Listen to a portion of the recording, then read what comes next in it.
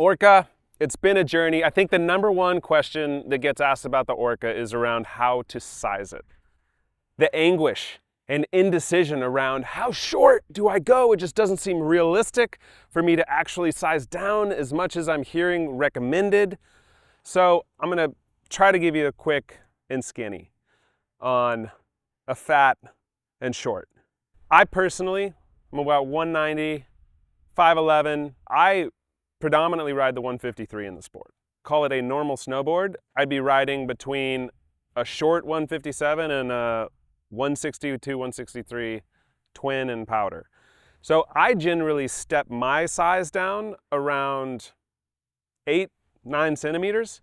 I think the quality recommendation to most riders is step down 6 centimeters off of your normal board. And the reason being is in front of the feet, in front of your front foot, the Orca has essentially the same size, shape, volume, surface area as a normal board. You're just losing length off the tail of the board. So yes, to be clear, I do ride the 53.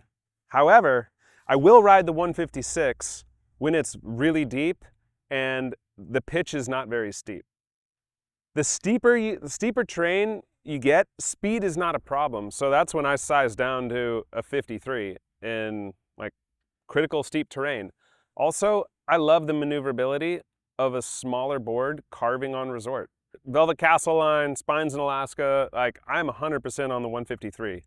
Again, the volume that you're gonna have on the nose of this board, it's similar. It's totally comparable to the volume it'd have on the nose of your regular board. We've just taken length off the tail on this board. Now we've invigorated, we Viagra'd the tail of the Orca. It is a strong, powerful beast. You know, think fish for maneuverability in trees and just how easy it is to ride powder. But with this board, you can actually crack an ollie or take an impact and use the tail to absorb a bit of that shock. You know, on a fish, that impact's going right into your back knee. There's just not a lot of cushion for the pushing, snapping, landing in a regular fish board. This board has a sharp camber dive into the kicktail. So all that being said, you got to just think of the board as, you know, you're just losing 5 to 8, 5 to 10 at the most centimeters off of the tail compared to your normal board. Another fun, flexible component of the Orca is, you know, where you're putting your binding zone.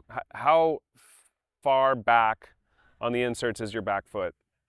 And I actually changed my stance up quite a bit.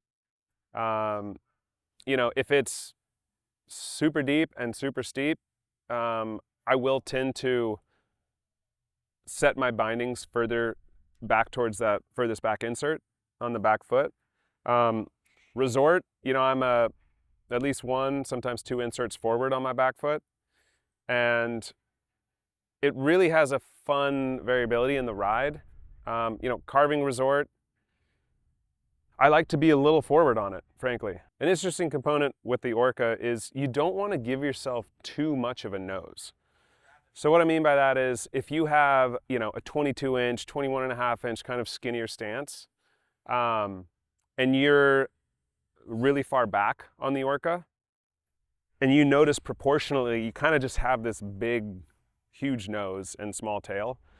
I would recommend trying to balance that out and put your stance a little bit forward on the inserts.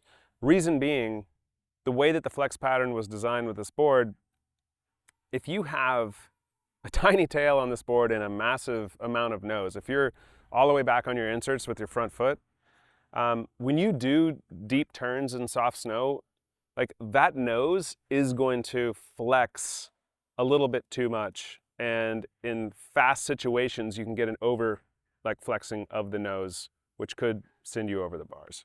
You still want to have a balanced center of gravity over the inserts. So takeaway is if you have a skinnier stance, make sure that your front foot is not all the way back on the front inserts.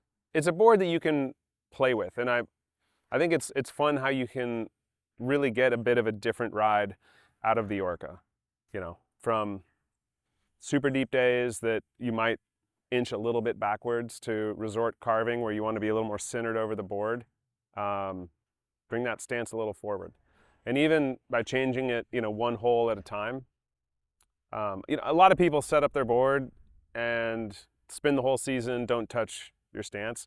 I would highly recommend like playing a little bit with it, with the stance width that you have to where on the board your bindings are set up. Don't miss out on the point of why this board is sized and shaped the way it is.